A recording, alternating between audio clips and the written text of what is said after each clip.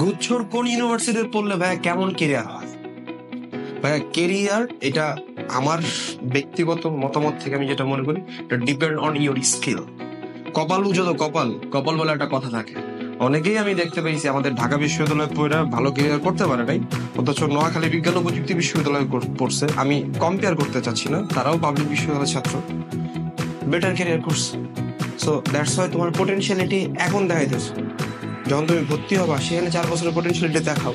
What ever, তুমি যদি ঢাকা বিশ্ববিদ্যালয়ে চান্স না পায় থাকো, তাহলে তুমি এখন হচ্ছে তোমার ক্যারিসমেটিক পাওয়ারটা দেখাও, ওখানে দেখাও, ওখানে first class first year teacher হও, তারপরে পিএইচডি করে আসো, তারপরে ঢাকা বিশ্ববিদ্যালয় সার্কেল দিয়ে ঢাকা বিশ্ববিদ্যালয়ের টিচার হও। হ্যাঁ, তখন বলবা, বুক ফুলায় বলবা যে ঢাকা বিশ্ববিদ্যালয়ে চান্স পাইনি, কিন্তু আজকে ঢাকা বিশ্ববিদ্যালয়ের টিচার।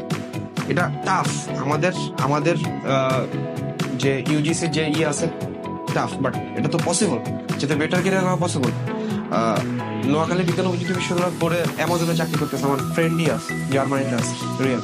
সো দ্যাটস ওয়াই হচ্ছে career depend on you, what's your skill, what's your mindset, what's your potentiality. এই সবগুলা বিষয়ের একটা সেট তোমার উপর কাজ করবে। সো তুমি যদি চান্স পেয়ে আছো, আজে বাজে আড্ডা দাও, মাথার শক্তি হয়ে যাও, প্রেম প্রীতি করে ফেলো, পড়াশোনা ফাঁকি দাও, তাহলে তুমি কি কেরিয়ার করবা? অন্যান্য বিশ্ববিদ্যালয়ে পড়ে, ওই রাঙ্গামাটি বিশ্ববিদ্যালয়ে পড়ে বিসিএস এ কাঁপাই দিবে, ন্যাশনাল ভার্সিটিতে পড়ে কাঁপাই দিচ্ছে না, বিসিএস এ কাঁপাই দিচ্ছে না, দেশের বাইরে যা পিএইচডি করতেছে না, নিউ ইয়র্কে নাম করা বিশ্ববিদ্যালয়ের প্রফেসর হচ্ছে তো। সো তোমার পোটেনশিয়ালিটি তুমি জাজ করবা।